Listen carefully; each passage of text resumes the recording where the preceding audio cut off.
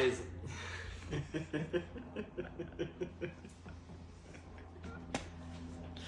What is up, P90 fam? Matt Monahan here, founder of Plus 90 Football Academy and host of the P90 Podcast. Episode number 3 already. We launched this about a week ago. We're on episode 3. Before we get going, I want to take some time to thank the sponsor of this video, Vis Sports Company. Now, they're a local supplier of grip socks and of shin pads in Calgary. Use code P90 for a discount at checkout. Now, finally, episode number 3 with my guy, long-term, really good friend, growing up from 11 until now, Noah Hrdlicka. Noah, do you want to introduce yourself to the camera? Hi guys, my name is Noah Hrdlicka. Currently playing at UBC right now, but I've known this guy for a really, really long time, and yeah. 100%. Well, a little bit of a rough way of what we're gonna go with this. Noah has been, even when I was in youth with him, captain of our team for years. Went over to Victoria, played there, UBC, captain of UBC as well. Just so much value to talk about. So how I want to really push this podcast is talking about the leadership aspect of that and getting Noah to really tell his story and then relating it back to how we can help out P90 players or any players in YYC on becoming that high quality leader. All right. So before we get started, a couple of quick fire questions. Noah, how old are you, my guy? 23 years old. 23 years old. What position you play? I play center back or fullback. Center back or I fullback? could play 6 as well. You can play 6 as well? I could. No, he can't. No, he can't play 6. You have no technique. What? We're good friends. Just a little bit of banter. What did you grow up playing? Where, sorry? Like growing up. Growing up, I played all throughout Calgary. First started with Southwest United up until I was, I believe, 10 years old.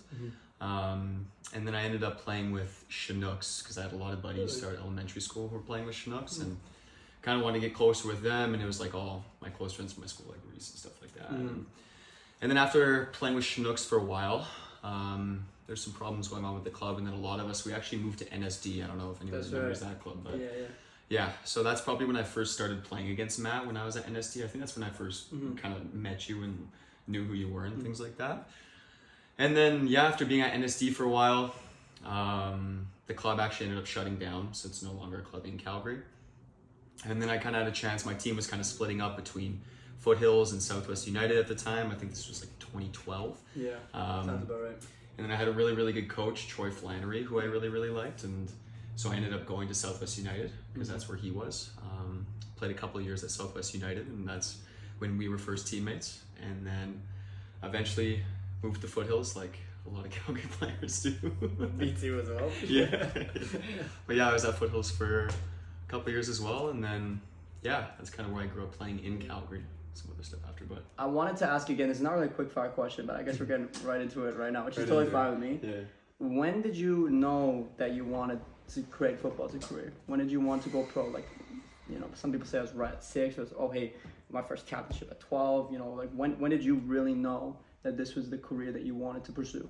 Oh, that's a really good question. I honestly think with me, it was when I was 3 years old when I first started. Yeah, like first sport playing, when everyone's in Timbits and stuff. And I swear, everyone as a kid is put into soccer when they're younger. But me, I just I just loved it so much. Yeah. And it was crazy because I was so scared at first. I even have vivid memories of me being really scared, 3 years old, and not wanting to touch the ball, too shy. I remember my very first soccer practice was right in front of my house. Yeah. And I remember going out there, and I still remember this to this day, and my aunt took me, and I was too scared, I didn't even go say hi to anyone, I didn't even kick the ball. I just stayed away from everyone else. But then even my parents tell me stories, I would be 3-4 years old, and I'd wake up in the morning and be a random Wednesday. And I'd be like, is it soccer this morning? Is it soccer this morning? So ever since I can remember, soccer has just been the most important thing in my life, and I've loved it from day one. That's amazing, man. That's amazing. I feel I'm pretty lucky to have that. Yeah. Or to find that really, really early, but yeah, to know that you want to pursue something at such a young age and have that passion and love for the game right away, and then to still be 23, 24, a young man pursuing it and wanting to go further and captaining UBC, that's incredible, man. Thank you, bro. No, you're welcome. See what I mean by we revert back to being just goofballs. It's ridiculous, man. Like, can't get through a podcast with this idiot. Keep going. Can't take each other seriously. 100%. Yeah, I guess going back to it, I'll tell some stories. Like, man, we used to have like sleepovers when we were 12 or 13, and like the goofy like I still remember. What was it like on a MacBook? We would have photo booth, and that was the first like Snapchat. You know what I'm saying, Dip? You know what I'm saying? Oh yeah. Dip knows what I'm saying. A photo booth, and we would make like our faces look all weird and stuff, and we'd do like these weird little like songs talking about like Cheerios and waffles, and I still remember that. I still remember that. Sometimes in football, like I don't necessarily remember like how many times I won, or like I barely have memories of like nationals at state. I barely have memories of like provincials at state. But I remember like these little tiny things, these little memories I have with teammates that have created long-lasting relationships. And it's credible to think that while all that stuff is really important, you know, especially in university, 3 points, wins, and goals, and I don't really remember that stuff. I remember like these little bits of memories, and I also remember like the grind, if you want to say that. So like the 5 a.m. wake ups, the 2 workouts in the morning, the work after to prove stuff. I remember all of that, but I don't even really remember like playing much for state.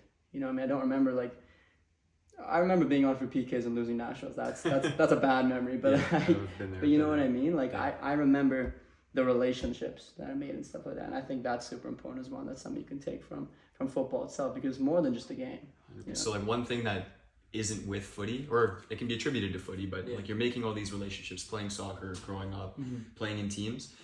But my mom always tells me this, and I think this is really similar to what we have. Like I think the best friendships that you have in life, especially as you get older, are the ones where you won't see the guy or the girl or whatever for like 5 months, for a year. But when you come back and you hang out with them, it's like nothing's changed. And I feel like that's us. Like there was times where I didn't see you for like 1.5, 2 years, then we come back 2 years, bro, yeah. and we're making the exact same jokes. We're still bantering the exact same. Well, you know what it was? I remember exactly what you're talking about though, because it was 2018. I didn't see you 2018, 2019, 2020, and then we're all back from COVID. And then we were training at Ernest Manning. That's the first time I saw you in years. Yeah. You know what? It could have been even before that, when we were at the SWU facility. Training there. Could have been before that too. I remember that. Yeah, but those are like the most important friendships, right? Because 100%. everyone has their own stuff when they're growing up. Everyone's grinding. Like you're doing your own thing, I'm doing my own thing, and then. And it's like even knowing we've changed and we've gotten different, we come back and it's like nothing has changed. I know, exactly. You know what I mean? And we're the same type of guys. Exactly. You know, and we have the same type of banter. And now we're obviously mature and different. I've learned lessons, have grown, blah blah, responsibility, maturity. But that all kind of goes out the window. I see him and I'm like, God damn, I'm 12 years old again. Let's go back on photo booth. We gotta recreate those videos. Yeah. 12 years later. Tell me about. I really want to talk about you being a captain at. When was the first time that you were a captain on a team? I think the first time I was captain on a team, it was probably when I was at NSD. Really? So I think I was young. I think it was like 11. Yeah. So that was kind of the first time they were introducing captains too when you're younger and stuff, right? And so, yeah, I remember having a meeting with my coach. This was Troy at the time. Yeah. Who I brought up already, right? Yeah. So Troy is like really, really good coach in Calgary. I actually think he's near Vancouver now. I thought he was at St. Albert for a time. I think that was Sean who went there, if you remember. But I know Troy was at Chilliwack. I think he's actually at Surrey. I'm not too sure, but he was one coach who I think it was really important in my development, because he gave me a lot of confidence from like a young age. He gave me the confidence to push forward. Like I remember having a meeting, and it was me and it was Reese. So one of our buddies, his name's Reese, right. Really close with, and he played soccer with us growing up as well. And he had a meeting with us too, and he was like, okay, like you two are the captains of this team. And this is probably, I think I'm in grade 5 or 6 at this point. Wow, yeah. And he was like, Troy's kind of a hard dude, which was really, really good. I think for my development, I think it toughened me up, and I think you need to learn how to deal with tough coaches, because in reality, all they really want, like they want the best for you, right? Like this because they care about you, and that's why they're hard 100%. On you. And so he made it clear to me and Reese, he was like, listen, I'm going to be a lot harder on you guys than other players. Are you guys good with that? Like, are you able to handle that? You know what I mean? And I thought that was really good to ask, like, guys who are a bit younger, because you might not know, like, you're still, like 10, 11, 12 years old, right? But I don't know, like, in that age, I was like, okay, yeah, this is what I want. Like, this is really, really good. And it kind of put me in that leadership position. And I think from just being in countless leadership positions with different teams, you just learn so many different lessons. But that was probably the first time when I was appointed captain. It almost like molded you into for sure. becoming a leader in the future, and then in U13 and U14, Definitely. U16 up until UBC as well, right? If you were put in that role as a young kid, you learn so much more. 100%. You have to take on such a bigger role than anybody else as well. And the fact that you were able to do that while having a coach like, hey, I'm going to be harder on you. How you respond to that coaching shapes you as well, not just as a player, but also as a leader too. Exactly. That's awesome, man. That's awesome. Yeah. 100%, dude. And then leading forward after NSD, you were captain at Southwest. Yeah. So talk about that as well, because we had Troy for a bit, but we didn't always have Troy. So there's different coaches that you were still captain of the team of. So talk about that. Definitely. Yeah. So we only had Troy. I don't even know if Troy was our head coach at one point. I think was he our head coach? Yeah. Okay, right away he was, and then he stopped. Hey. It was quick his stuff because we didn't have him for too long. I Yeah. remember. We went on a tournament with him. I can't remember if that was like Vegas or Phoenix or something, but Sometime in Yeah, but yeah, exactly. yeah, I know. Like I think, like obviously as you grow older, you learn more lessons, and I think at NSD, like you're captain, but obviously you're younger and you don't have to do as much as you're doing when you're older when you're a captain, right? Yeah. Because everyone's young, you're just your friends and you're going out there. I think one of the main reasons why I was appointed captain at NSD and Southwest is because I talk a lot on the field. Like I really don't shut up, and Matt can be a witness to that. Before you continue the story, I gotta just say something. We were growing up, and I'm not really one to talk because of course I had a high voice too growing up. But this guy, he'd be screaming on the field. Yeah. And you had a lower voice than most of the boys because you grew quick, but you had these bad voice cracks. They were so bad. Stop! Yeah. Stop! It was really bad. It was so funny. Sorry, go ahead. Sorry, I don't even know where you're at, but I had to bring that up. No, that's completely fair. The voice cracks were really bad. Yeah, that was right in the middle of puberty, and my voice was. Yeah. It wasn't great on the pitch. But Okay, you would still communicated the information. Yeah. But yeah, I think one of the biggest things was like a lot of talking. Like I'd say being at NSD, like it put me out of my comfort zone where I had to communicate a lot on the field, and then that being put in that leadership position and I have to communicate a bunch, it furthered my game, and like those are still some of the most important assets in my game today. You know what I mean? And like going to Southwest, like I think taking upon that role, I think you kind of learn. So getting older, this is like 13, 14, and you start looking at different players and how like you have to think more about the team. You know, you can't just be thinking about yourself when you're a leader. You have to think more about the team. And you're talking about 13, 14. Exactly. Okay. Yeah. Okay. And I think that's where I kind of got more of a taste of that, of being a leader, where you have to watch out for other guys. Because I think at 13, 14, not everyone's at the same maturity. Yeah. Some guys are going through puberty. Some guys aren't. Like, dudes are just progressing at different rates, right? And there's nothing wrong with that. It's just life.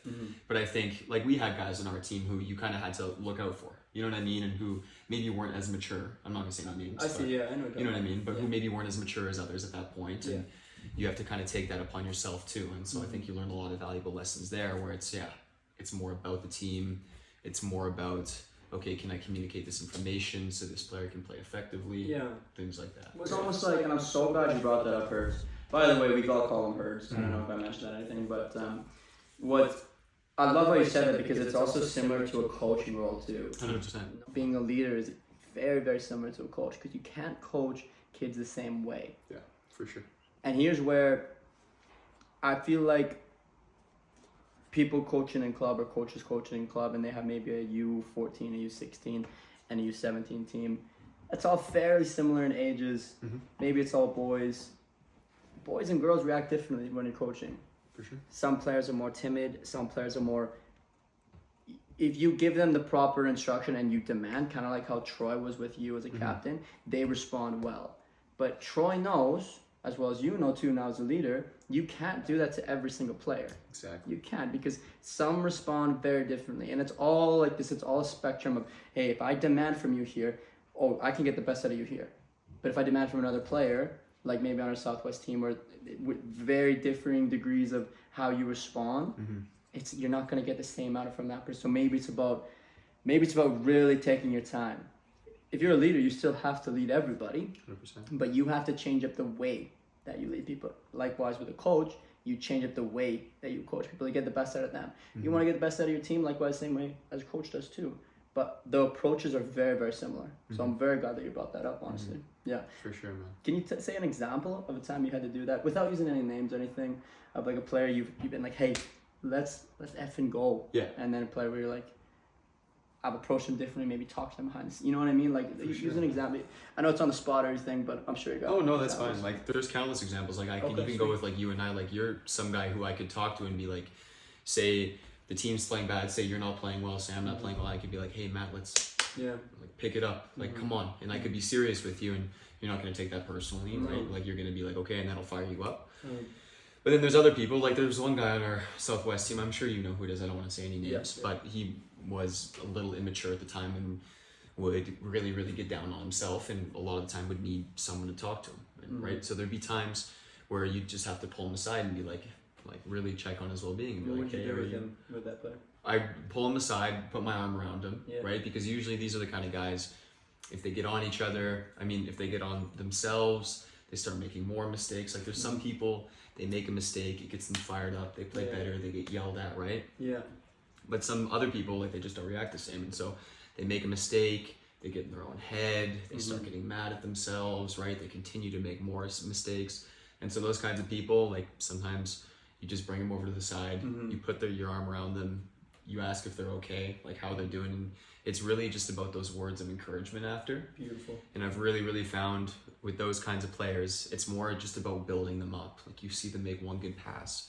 And even from the beginning of the game, if you know they're kind of a player who easily gets on themselves, like from the beginning of the game, before the game's even started, or they make their first pass and it's good, you're already in their ear. You're saying, okay, good job, like keep this up, like just building them up. Or say there's a defender on them, like, this guy cannot mark you, like keep on going at him, things like that. You know what I mean? The words of encouragement. Like, exactly. That is so, I love that. A lot of players as well, especially nowadays, like I've noticed young players around that maybe 12 to 14, they're already so hard on themselves. Oh, for sure. They have their own self-pressure, parents' pressure, and then if a coach can't read that, or a leader can't read that, and puts even more pressure on them and is more demanding on them, that's three big things that you don't need as a player to be the best player you can possibly be. 100%. So for you at a young age, 13, 14, to realize that and be like, yo, I can't do this player, like, that shows how much class you have now, which honestly to me is a big reason why you're still a leader to this day. You're still a captain to this day at UBC, probably one of the top university soccer teams in the nation, and you're a captain of it. Right? And that shows. But you had that skill to realize that at 13, 14, and not a lot of players did. Right? I didn't have that skill. Right? Probably everybody else on the team didn't have that skill. But I'm gonna bring it back to, again, Troy Flannery, who kind of you know, set that seed for you to be like, you are a leader. Yeah. Because you talk, now it's about, okay, what to say, how to say it, and who to say it to. Yeah. You know what I mean? So all of those three, super important, not just for a leader or a captain, but also a coach too. Exactly. The three things, man. Players put way too much pressure on themselves, and they have their parents, and their parents don't know how to shut up, some of them. Sorry, don't mean to insult anyone, but it's true. Like, sometimes let the kid play, like, please. And then also with the coach. And if you don't have a coach that can realize that, how do you expect the kid to progress? Yeah. You know what I mean? So true. Yeah. So true. And I think, like, especially for me, like, getting that opportunity, or Troy empowering me at a young age, really, really helped. And like realizing those situations, because I don't want to say I was perfect at Southwest. Like, there was obviously times when like I was 13, 14, and there'd be a guy who was really hard on himself, and I'd get more angry at him. You know what I mean? Like, there's tons of learning moments, but you learn from those learning moments, right? Like, that's where you get your experience, that's where you get your knowledge, and you get better, and you can use it in the future. 100%, right? 100%. No, that's super well said, Hurts, honestly. Talk about now, were you captain after Southwest, or was it more of like a different leadership role at Foothills? Because I know you went Foothills, then to Victoria at PSI, bit in Germany. Talk about that, seeing if there was any times where you were in a leadership role there, and what you learned from that, and how you developed there. Yeah, so when I went to Foothills, so I played at Southwest, I'll just reiterate what I was saying before, but when I played at Southwest when I was 13, 14, and then I moved to Foothills when I was like 14, 15, 16, I played there. And so when I went to Foothills, they already had like a pretty established team. Absolutely. And I just moved there, and so I was still leader on the team, but I wasn't really in a position where I was captain. You know, like, I hadn't been there long enough. There had been guys who had been there before me who like really I don't know, they made their impact, you know what I mean, and their leadership impact. Like and I think I followed you as well, right? So it was a year after I exactly. knowing that team was established in terms of leadership. Yeah, exactly, right. And so I think there's times where you obviously have to realize, like, I knew I wasn't going to be captain of that team because there's guys with like the same personality as me who were already there, right? And you just have to their job. Exactly, and they were doing a good job at it, right? And so I feel like that those are times when you're, I don't know, in your football career or whatever you're doing, where you have to humble yourself and say, okay, listen, like, this is their team, you know what I mean? Like, and they're doing a good job at it. You really have to buy into the team. 100%. When I was playing with Foothills, I think everyone did a good job. Like, we had a lot of really talented players, like you can attest to that too, like when you were there as well, right? And I think everyone bought into the team and we had a lot of success. 100%. Right? And like ton of success. So I think obviously I was still a leader there and I was still there for guys, but just a different way of being a leader. You know what I mean? Like, I was still yelling and screaming on the field like I always do. Voice cracks. Yeah, voice cracks. I was a little older then, so the voice cracks toned down a little bit. Yeah. But at the same time, it's like there's still moments where you have to intervene. There's still moments, but you do have to know your place. 100%. You know what I mean? I love that you said that you had to humble yourself, because it seemed like when you were at NSD or Southeast United, it wasn't your team, but people had to buy into the vision almost that you created as a leader. Exactly. You know what I mean? Now you're transferring over to a team that is so much quality. To be fair, like that 2000 group, I gotta say is one of the best Foothills teams.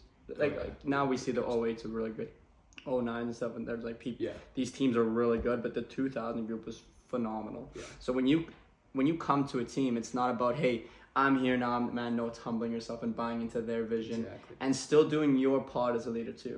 And so that's what I really liked the way you said. You said, I still did my part.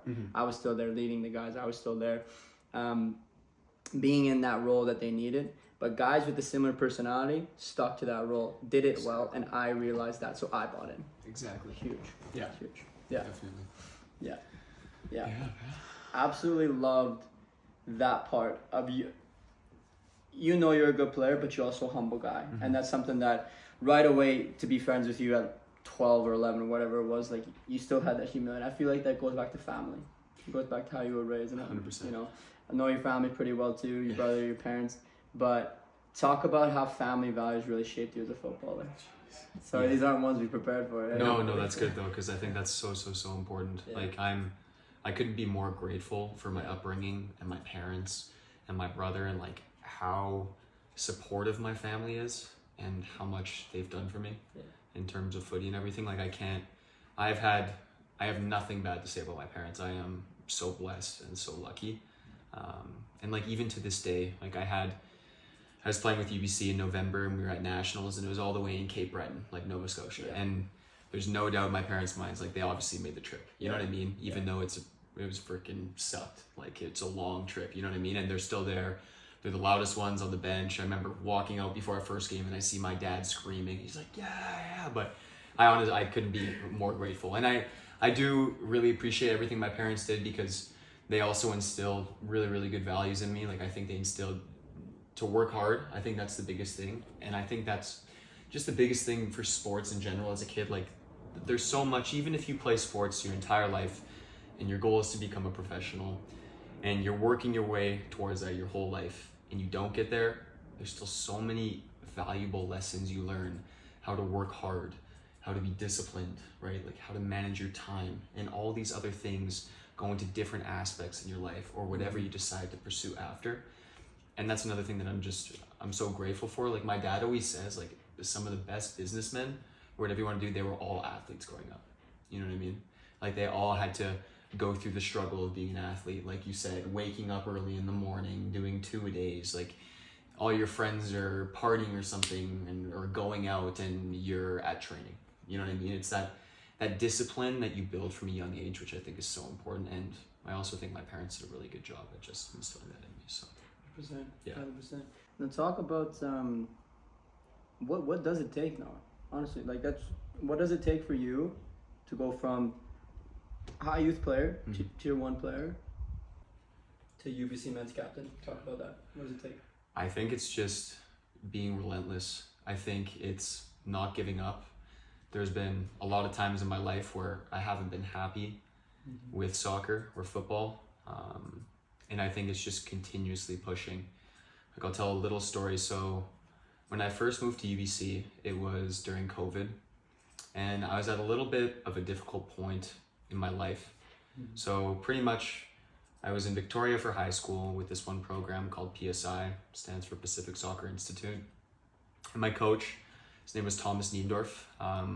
He was German, and the main goal from that program when you're in high school was to get to Germany after high school. And so I did that, and I played in Germany for a year once I graduated. But it was really, really hard. I can't lie. It was probably like one of the hardest times in my life. I was really alone. All my friends had just started university. I'm seeing them partying and having a good time. And I was in Germany really, really, really homesick. Didn't speak the language very well. And it was just really difficult. And then I decided after that year to go back to Victoria because I didn't really know what I wanted to do. I didn't know if I wanted to go to school, if I wanted to stay in Germany. So I was like, okay, you know what? I'm going to go back to the same program I was at. Just going to work, live, train, kind of just take a break from everything, reset, see where it takes me. And so when I was in high school, my mom's pretty precautious, and so I kind of had like a plan B, and I'd already trained with UBC and gone on trial when I was in high school, and I kept in contact with the coach, and I eventually went to UBC. Like I still had his information, and after that second gap year I took, I reached out to the coach and was like, hey, I'm interested in coming, blah, blah, blah. Like, would you be willing to have me still and all this stuff? And he's like, yeah, of course. And so he brought me in, and I think with UBC, my first 2 years, I was always so used, like youth soccer growing up, I was always like one of the guys, you know, like I was always one of the top players. I was playing for provincial teams. Like I was always one of the top guys on the team. Like I was never sitting on the bench.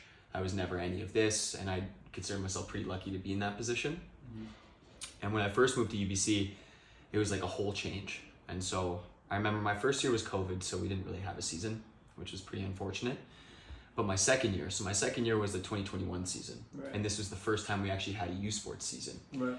And this was probably like, I was so down in the dumps because I was having such a difficult time breaking into the team. There was even times where I didn't roster for games. Like I couldn't even make the 18 at UBC. And this was tough for me too, because I was also going in and I was a 21-year-old at this point, right? So I just turned 21, and my whole life I wanted to be pro. And now I'm looking back at myself and I'm like, oh my gosh, I'm 21 years old. I can't even get into the 18 for UBC. And a lot of guys at UBC, we have a men's league team affiliated with it. Yep. And so guys who don't get minutes for the actual varsity team can go play men's league. And so these would be crappy drives. They'd be on like the Sunday after a Friday and Saturday game of varsity. And you'd have to drive somewhere because Vancouver's just big, right? And so you drive probably like an hour away, go play a men's league game. And it just sucked. Like you didn't want to be there. And I remember thinking like, I'm 21 years old. I'm playing men's league games. Like what the heck has just happened? You know what I mean? And I remember being so down in the dumps, talking to my parents and just being like, I hate this so much. Like I was like thinking about like maybe trying to go back to Germany, and I was just so all up in the air. And it was a tough point in my life because I think I realized I wasn't happy with where I was in my life. And it didn't go as I expected it to from when I was like 13, 14. I thought by that point I'd be doing something different. You know what I mean? I thought I'd be further progressed in my footy career. But I think one of the biggest things, so it was really, really tough. I was contemplating about going back to Germany. I had reached out to like this one agent who I was talking to. But then I remember talking to my parents, and I remember having to sit down with my coach, and they were like, yeah, like I think it's probably the best idea to stick it out. Because my first year also, I was in arts and actually got into the business school at UBC my second year, which was like a big thing as well. But then I continued to stick it out, and I think one of the biggest things that I did, so after that 2021 season where I barely played, I just stuck to the process. I don't think I was really on my coach's good side at first in terms of playing. Like I was always respectful and stuff, but I don't think he really valued me as a player. But then that summer, it was 2022, I decided to stay in Vancouver for the summer, which was pretty out of my comfort zone, right? Like I didn't want to stay in Vancouver. I missed home. I wanted to come back to Calgary, but I was like, you know what? I'm going to stay in Vancouver. This new League One BC just started happening. We had a team.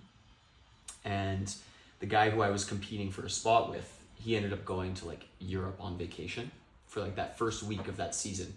And so I got to start in the first game. Yeah. And then I was playing really, really well. We had like 4 clean sheets our first 4 games. And then from there, it just like started to change into my favor, you know what I mean? So I think it's really, really important to not underestimate the power of just not giving up. You may be in a situation that really, really sucks, but I think it says a lot about a person if you're willing to stick to something, even if the cards you've been dealt aren't great.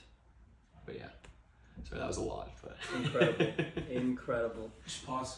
Just get close on Dude, what a story. I didn't know that story. Oh, you didn't know that? I did not know that story. That's why I was so intrigued. I'm saving it for P90, bro. Incredible story. Yeah. Incredible story, mate. I think what I took from that, so I didn't know that story as well. And like we're top friends here, and I had no idea that was happening. And everyone's got like their own separate kind of COVID story. Yeah, of like for sure. Ups and downs for sure. But the thing that I got from that was same thing I said, is the relentlessness. You don't give up. You don't give up. And something I really want to point out to people that are watching. This was in 2021, so it's 3 years ago. You were struggling to get game time. You were missing games. You weren't rostering. 2023, he's team captain. Like, 2 years. Things can really change. Things can really change. You know what I mean? It's not over. So many players, and Rob and I was also talking about this in the first podcast. There's a player at Sask, he had a bad first year. He just ended up leaving, going back home. Yeah. And like, I had a bad first year at Lethbridge. You know what I mean? I kept to it. Yeah. I earned a spot in my third year. You know what I mean? There's so many lessons of players doing that. Yours is huge, the relentlessness to go there. But there's also these stories of players that just throw in the towel. Yeah. And when it's done, it's done. You can't change that. If you threw in the towel and went to Germany, you could have a very different life right now. 100%. Maybe you were playing pro.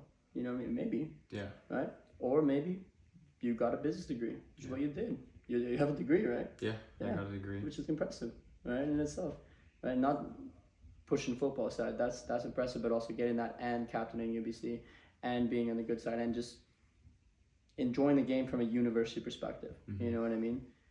It's hard to play professional football. It is hard to play professional football. It's tough. So you enlightening the story about how you got to Germany and what you're doing, not speaking the language, and like you saying that while I was like trying to play pro, it was also the worst moment of my life, is actually a huge thing to say and something that I think is really valuable to hear. Yeah. Because many players are like, I'm going to play pro. I want to play pro. But do you really understand what you're giving up? Do you really understand how hard it takes? Are you even the top player on your team? Yeah. You know what I mean? It's like you said, you're like, I was the top guy on every single team I went. I was a starting center back on every single team I went. Now I'm in UBC and I'm not even rostering. You know what I mean? Like, if you have an ego about that and you're a kid and you're 18 and you're selling news but you're not rostering, how do you respond? And it sucks that a lot of kids are going to be like, well, hey, I'm good enough. You know what I mean? I'm a good quality player here. Like, what the hell? What's wrong with the coach? And unfortunately, I had a stupid ego too. Different from that, but like an ego nonetheless. And that hurt me as well in my first year and my second year too.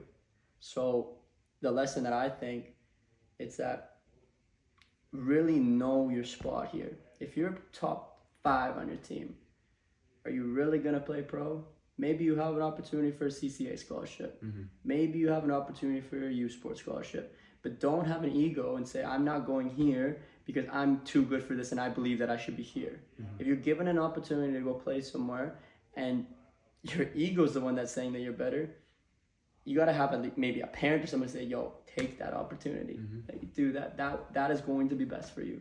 100%. But too many times as players, and specifically for youth sports, like, I'm not going to the school. I'm not going to go to UBCO because they're last or something. You're like, what?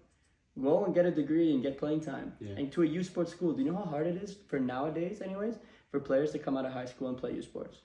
Yeah, people don't realize how difficult it is, especially as a true first year coming in. Because you have guys like, you have grown men playing in that league. Like me, like I'm turning 24 less than a month and I'm going to play another season. Like it's a lot more difficult than guys think. Like you can have some really, really good players coming right out of high school and they'll redshirt their first year. Because it's just the speed of play, the intensity. you have to get used to balancing your studies at the same time. Like it's just a whole different experience that a lot of people don't realize. Like there's obviously the odd people who go in right from high school and who can go into a good youth sports team. Like it does happen, but the majority of guys, like you need to be patient. Right? Yeah, it's a big thing. Yeah. Thank you for bringing that up, and that was my next question. Honestly, I was actually gonna ask that, so I want to kind of expand on that. But to go in from your first year at high school, some players are 17. Yeah. Some players are kids, and you're playing against 24, 25-year-olds. It's different game. The size difference itself is unbelievable. The speed, the technique, everything has changed. Yet people are gonna have an ego and say, "I'm not going to university because I want to play pro." Yeah. You don't get it. You don't honestly get it. You're only a fourth year too. To be fair, you could have another one after. Yeah, Let's say you wanted to play another one after and play for UBC, you would be 25, Yeah, 26, or 25 or 26. 25, Yeah, and you're fifth year. Yeah. That is nuts.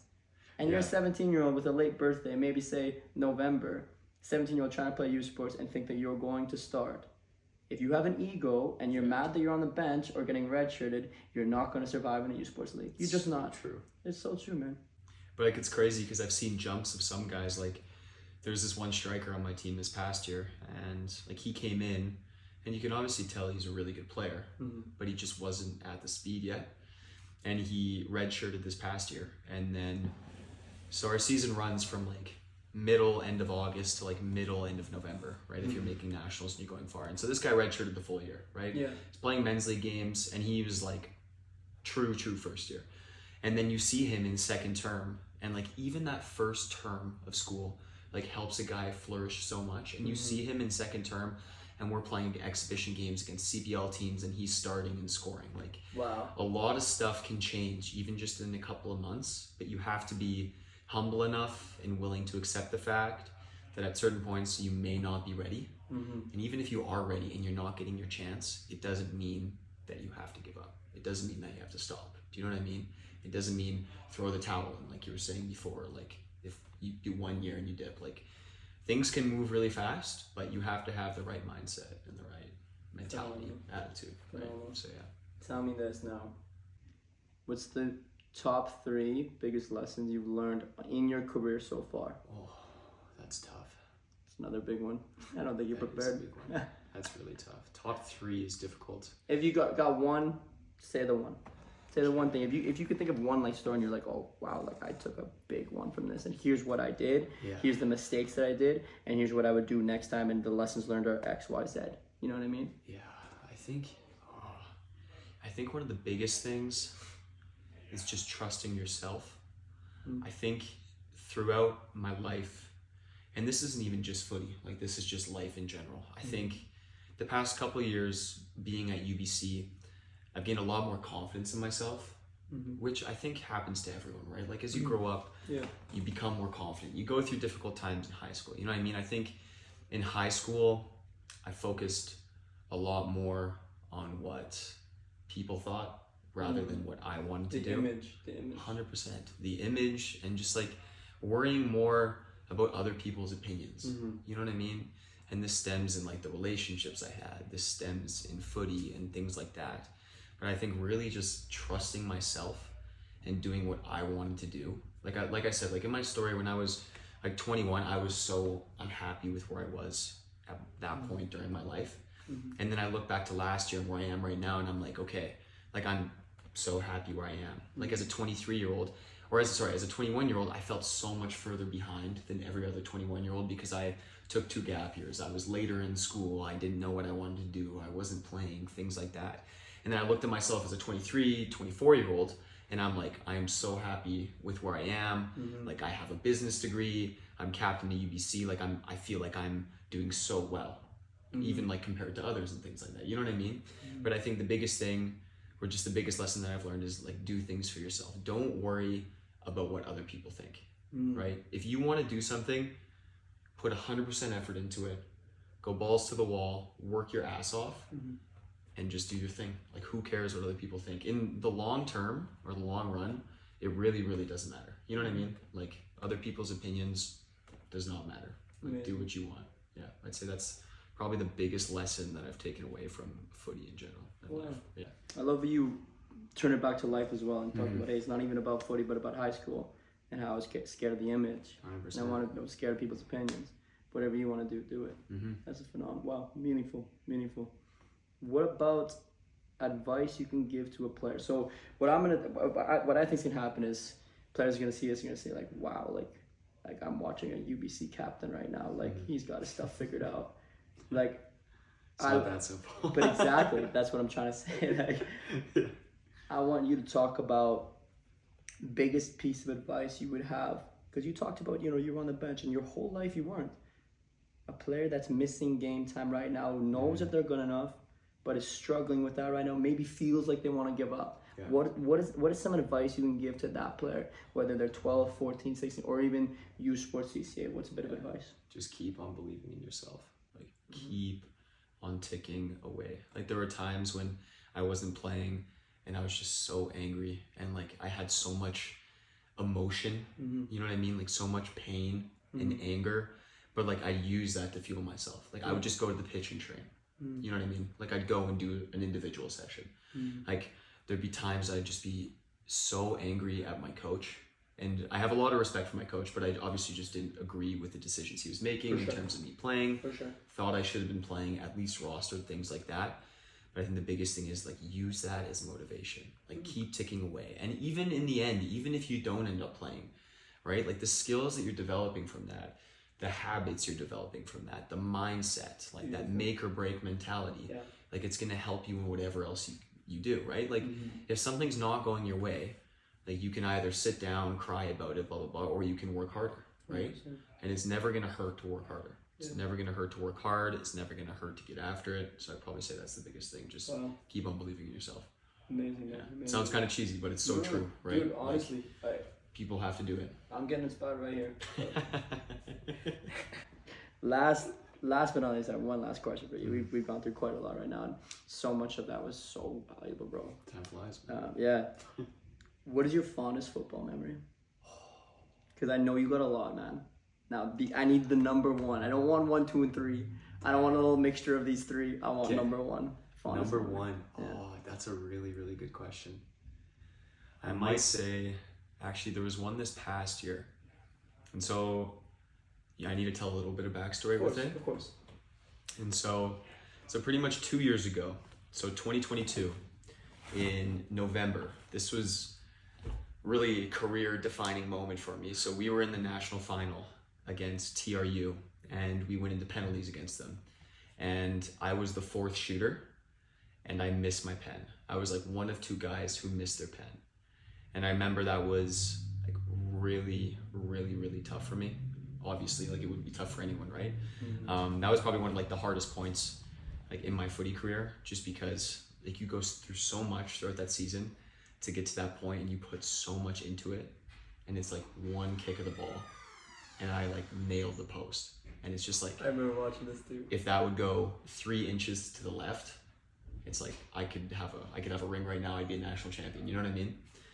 And so pretty much this past season, unfortunately, we ended up getting bronze at nationals.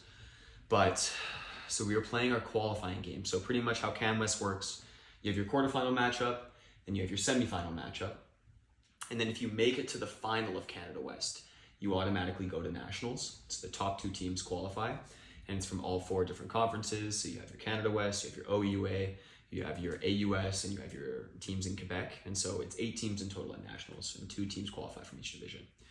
And so this past year, it was about 2 weeks left in the season. So this was around Thanksgiving, and we were playing in Victoria on Thanksgiving weekend against UVic. And it was the second game we were playing against them, and it was about like the 60th minute. And I remember I was just running after a guy, and like we kind of made contact. It was by the side, and I kicked the ball out of bounds because it's their striker, and I was just defending. But when I planted, like my knee just like kind of went funny, and I was like, oh man, like that does not feel good. And I was on the ground for a bit, and I was like, my knee started to swell up, and I was like, oh, this really isn't that good. And I consider myself pretty lucky because I've never really had any significant injuries. Like I had one, just like some muscle injuries when I was in high school and stuff, but nothing like really significant.